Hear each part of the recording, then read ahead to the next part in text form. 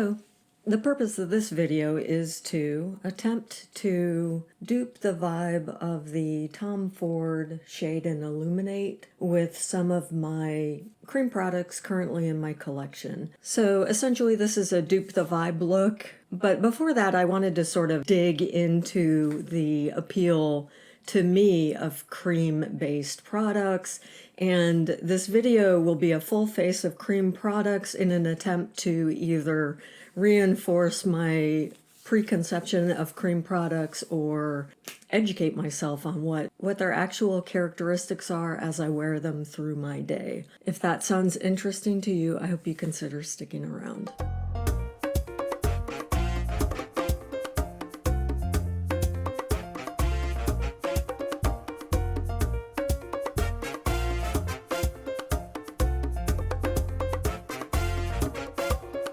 The first thing I thought would be to outline some of my appeals to cream products.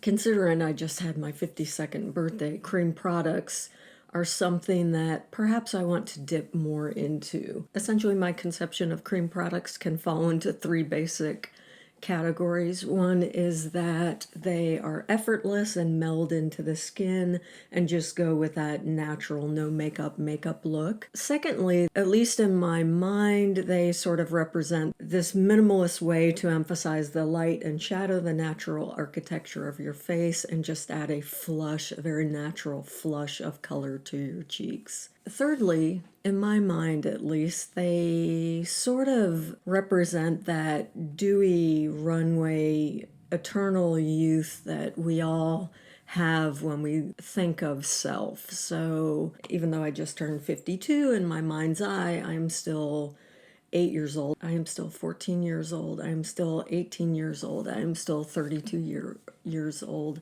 I am all of those selves layered upon one another and a blend of each of those selves. And I think in terms of fiction, Melisande, the witch from Game of Thrones, and she was such an interesting character because she was that layering of multiple female ages all wrapped up into her own experience. So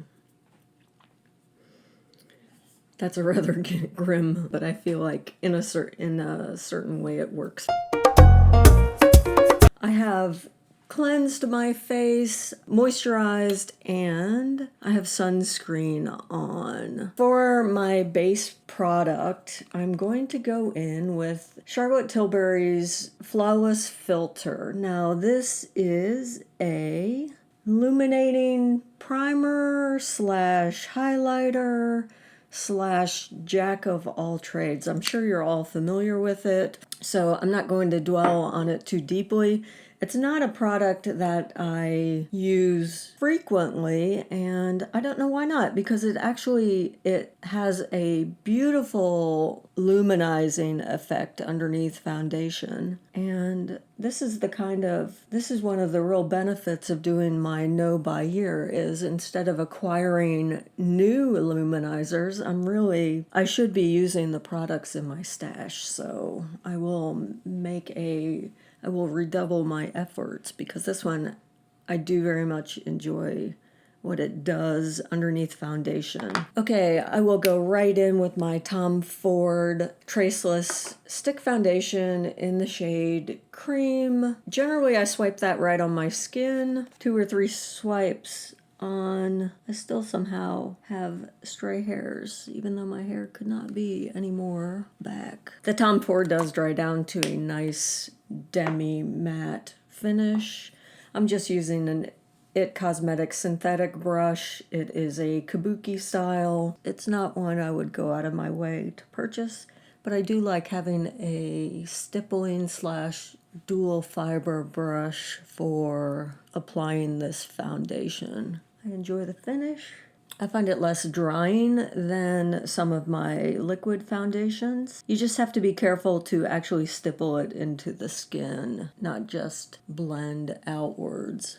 Okay, I'll turn each way so you can see how that Charlotte Tilbury Illuminator is working underneath that foundation. At this point, I'm going to pretend this is the Tom Ford shade and Illuminate. So I will, using this little VIB rouge brush from Sephora, I'm going to pretend I have the lightest shade and Illuminate in the shade 0.5. Now that is a new shade this year, but I'm dipping into this contour shade, and I will dab that right under my cheekbone. I'm just going to pick this up with my finger and tap this right under my cheekbone. There is with and there is without. So it does give you definition under the cheekbone. I find it's most effective if I really concentrate it in this right where my ear connects to the side of my head, and then pull it out underneath that cheekbone. All right. So that is the shade. Let's see what we can do with the Illuminate. Okay, I am going to tap on a little of this Illuminate shade. Again, this is the Anastasia Beverly Hills, and I'm just hitting the high points of my cheeks. Now, I do like this highlighter. It's subtle. It does not accentuate texture, and I am fairly textured through here, although my expression lines seem to be better now that I'm using Retin-A. And I'm just going to hit the high points, basically repeating what I've already done with the Charlotte Tilbury. Oh, I think right there you can see truly the iridescence in this Anastasia Beverly Hill. It is not just balmy, and it's not just pearly. It actually has some, I don't know if they're micro glitters, but it definitely has some bling. Let's move on to cheek product. For cream bronzer, I'm going to dip into my Chanel Soleil Tan de Chanel. This is a pretty iconic Chanel product, and dab into the pot and warm up my skin. And now we're gonna go in with some cheek color. For cheek color, I have two products that I'm dipping into for my Team Project pan. One is the NARS Orgasm Multi-Stick, and the other is the Ilia Multi-Stick in the shade At Last. This is the NARS, this is the At Last. The one I will concentrate further back, and the other I will pop on the apples of my cheek.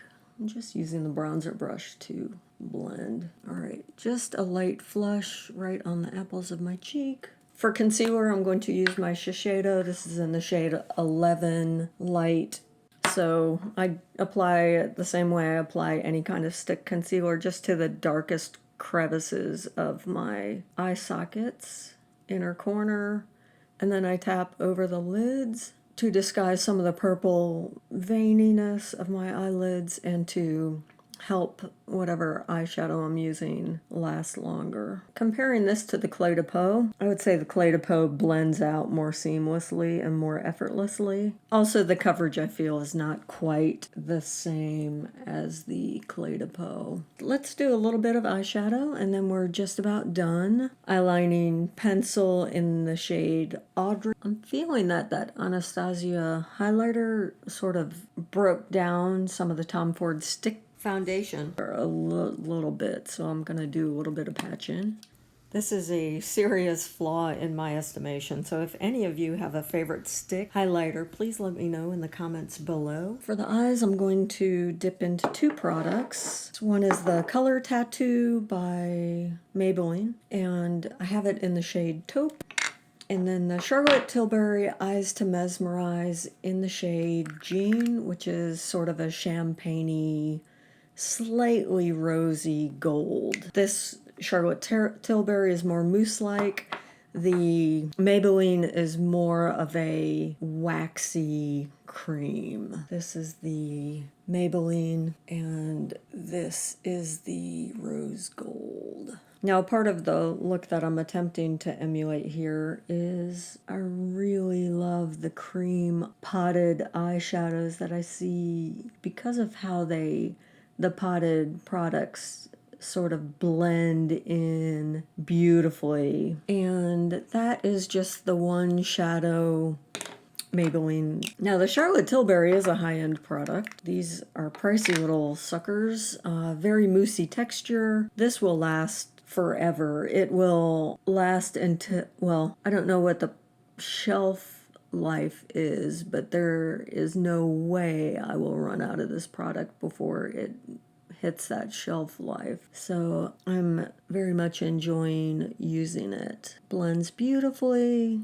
just mainly focusing on the inner corner of my mobile lid. Okay, I do enjoy the feel. I am picking up so much gray fallout under my eye. So let's do this. Let's take the Maybelline, and I just need to brush a little bit under my eye so I have purposeful line underneath instead of just grungy fallout. Now I do that because my eyes are very hooded, and if I don't have a shadow, taupey shadow underneath, then the light really catches the corner underneath that heavy hood and emphasizes that I have a little bit of an overlap there. Eyes are done. Just need some mascara. And this is my Mr. Big by Lancome. I have soap in my brows, and now I'm just going to use some of the Anastasia Beverly Hills brow pomade. Work a little bit onto my hand like a palette, and then fill in where my tail gets a little wimpy. Okay, we are very nearly finished with the look. I am not super pleased with how my foundation is breaking up on my forehead. Let's powder and then make any kind of final assessment that we need to make. Okay, I've got my Chanel powder in the shade 2, and probably just going to use what's in the lid, because when I shook it out, far too much came out. All right, little light powdering to keep that foundation from completely melting off my face. All right. That is the look. Let's see what my hair does if I take it down. This is what you call bedhead / beach waves. So it needs a little help, but that will be the look du jour. All cream products on my face. I do feel that it's comfortable. Oh, I don't have any lip product on, do I? I'm going to line first with my Charlotte Tilbury Pillow Talk. I'm going to see if there's anything in my collection that I can dupe the look of one of Charlotte's new lipsticks. Okay, we'll try this one. This is in the shade Rose Kiss. Let's see what... I love the bullet shapes on these. That's my attempt to dip into my current Charlotte Tilbury stash, so I relax a little bit on my temptation to pick up any of her new lipstick with the designer cases and the replaceable bullets. Well, that certainly wakes it up. Okay, that is it for the application. That's my final look. Glowy. Hair is not sticking in anything, which is nice. That powder, I feel, helps. And I don't believe I've knocked back all of the glow. I feel that the glow is still coming through. I will check in with you in about 2 or 3 hours. Hey, it's been a few hours. I feel like I'm ready for my check-in. I feel that I have come to some understandings that might be interesting to you. Those are primarily, does a full cream face work on a complexion like mine in North Carolina in July? And I have to say that the answer is I don't think so. It just feels a little bit heavy on my face, and you should always be able to dip into your collection and understand what it will feel like and what the characteristics will be, and use both cream and powder products in conjunction in the way that most makes sense for your skin type, your climate, and the context, the overall emphasis that you want to achieve with your look. So this product I will be decluttering. It does not work for me in terms of contours. I will swatch these 3 for you right here. What you cannot see with the swatches is that they are thick and difficult to blend. When you dab them on, they stick like cement. They require a certain amount of push that ends up disrupting the layers below, and just does not have that effortless blend that I'm looking for in a cream product. This, on the other hand, is the Kevyn Aucoin Creamy Glow Duo number 4. It looks like this. It is a tiny sample size product. Both of these are cream products. The contour does have those characteristics that I'm looking for. If you study classical art, you understand that human flesh tones in the shadows always require some warmth. It was almost a formulaic response that the old masters used, and we continue to adore. A warmer shadow tone will make the flesh look livelier. So I find that in addition to that, this product from Kevyn Aucoin also blends effortlessly. You can tap it on, you tap it 3 or 4 times, it carries, it doesn't disappear, but it's a beautiful warm flush as a contour. The Illuminator, this is the Kevyn Aucoin in Candlelight. This is the Anastasia Beverly Hills. I believe I already mentioned the Anastasia Beverly Hills actually deteriorated some of the foundation below. So I do not, that's a deal breaker for me. I do not have that with the Kevyn Aucoin. This one you can tap on, it goes on effortless. It does not erode what is below. And I feel that it is a much more natural highlight, which is fairly buildable. It also does not emphasize texture. So Kevyn Aucoin, win-win.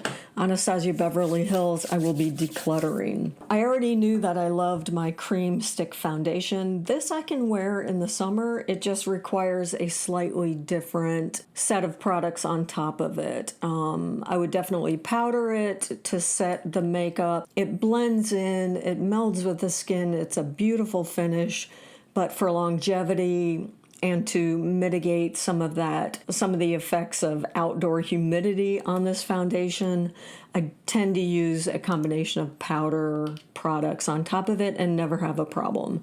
Love it. The Ilia Stick Blush Multi-Stick is just a little deep for the effortless look I was hoping to achieve.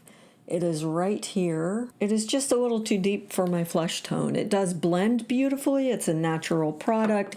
It's a little on the pricey side in terms of what you get for your coin. This has only been used a few times. It just does not come with that much product. The unexpected realization with my NARS Orgasm Multi-Stick is that on the apples of my cheeks, this dabs in beautifully, leaves me with that breath of glow and flush that I feel does an excellent job emulating another new product on the market from Guerlain, and that is their Meteorites Swirly Cream Blush. I know Michelle Wong has spoken about it. Angela Van Rose is enamored with that product. By extension, I have been fallen in love with that product, even though I've never seen it. But the impact on their flesh is much in line with the impact of this product, which I already have in my collection. Win-win stash diving on that one. The other product that I feel I've fallen back in love with is the Charlotte Tilbury Eyes to Mesmerize. It is lovely, moussey, glowy. I feel that depending on your context, it can still fit in that effortless look, in that glowy, dewy, beautiful look. I always get complimented when I wear this eyeshadow. A fail, for the same reason that the Anastasia product is a fail. In other words, this color tattoo from Maybelline is such a stiff cream. It is very difficult to blend out. So it is not in my favorites. Final thing to reflect on is my Charlotte Tilbury matte lipstick in the shade Rose Kiss. This was part of the Nordstrom anniversary set last year in 2018, and I love it. It inspires me to pull out deeper lipsticks from my collection. I feel that it has presence. It's not too much. It's not so bold that I wouldn't wear it to work. It does not feel drying on the lips. I love it. And it helps me relax and not feel so tempted by those gorgeous new Charlotte Tilbury lippies that come in with the fillable, almost Art Deco-y cases. I believe there are 5 different cases and then maybe a dozen or more inserts that you can purchase replacements on. So eventually you can mix and match. The one I would be sorely tempted by would be the JK Magic, both the color and the case, I feel, and the literary connection are right up my alley. Note to husband if you'd like to buy me something really special. And you're listening. So that concludes my full face of cream products. It was definitely worth doing. I have more insight into my collection, and I hope you enjoyed coming along for the ride. If you did, please consider hitting the thumbs up sign under the video. If you're new to my channel and you enjoyed the content, I hope you consider subscribing to my channel. Thank you so much for your time. Ciao.